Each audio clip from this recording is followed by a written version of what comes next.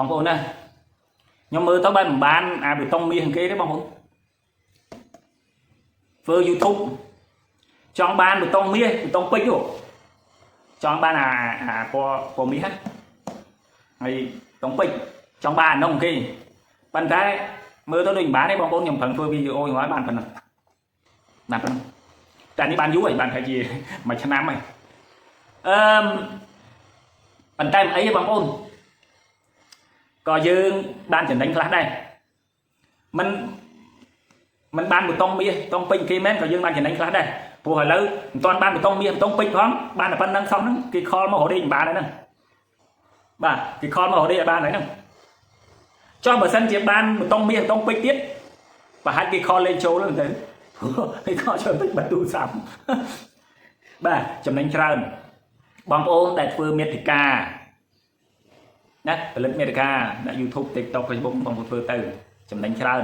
ប៉ុន្តែបងប្អូនធ្វើមាតិកាណាដែលមានប្រយោជន៍ណាដែលមានប្រយោជន៍សម្រាប់ខ្លួនឯងនិងសម្រាប់អ្នកដទៃនិងសង្គមជាតិទាំងមូលចាំបងប្អូនបង្ហោះវីដេអូដែលបងប្អូនបង្ហោះទៅទី1បងប្អូនឆែកមើលសិនមុនបង្ហោះឆែកមើលសិនថាតើផុសទៅបានប្រយោជន៍អីយើងគិតប្រយោជន៍ធំបានវាអត់ខុសបើគិតទៅផុសទៅយើងបានប្រយោជន៍សម្រាប់ខ្លួនឯងបានប្រយោជន៍សម្រាប់អ្នកដទៃមិនប៉ះពាល់គេផុសទៅជៀសវាងនាំទុកដាក់ខ្លួនបើសិនជាយើងប្រើប្រាស់ខុសលេងខុសយើងនាំទុកដាក់ខ្លួនអញ្ចឹងយើងប្រហោះយើងមើលផងហើយសូមផ្ដល់យោបល់ទៅបងប្អូនក្រោយៗដែលធ្វើ YouTube ធ្វើអីណា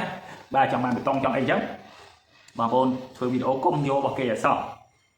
បងប្អូនកុំcopy វីដេអូគេបង្ហោះជាប់ copy រាយជាប់អីបងប្អូនមិនបានទេ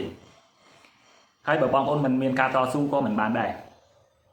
ណាបងប្អូនជាប់ច្រើនជាប់ណា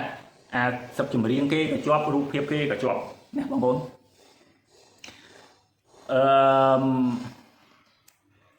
អ្នកដែលធ្វើ YouTube និង Facebook TikTok បានប្រាក់ចំណេញពី platform មួយមិនមែនគេតស៊ូតិចទេគេតស៊ូខ្លាំងណាស់ហើយក៏ជាមនុស្សល្អមនុស្សស្មោះត្រង់បានធ្វើបាន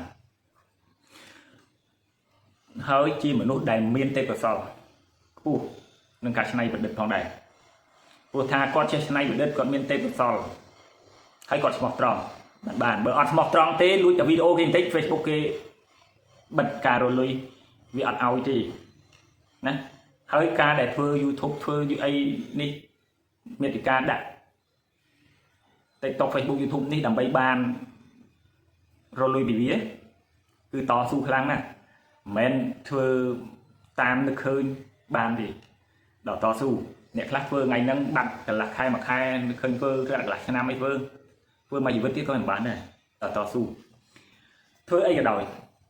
តស៊ូវាគង់តែបានចម្លែកទេណាបងប្អូនណាបាទទោះបីយើងមិនបានបេតុងមាសឬក៏ពេជ្រដូចគេក៏ពិតមែនក៏យើងបានគេស្គាល់នៅផលិតផលនិងសេវាកម្មរបស់យើងផងដែរ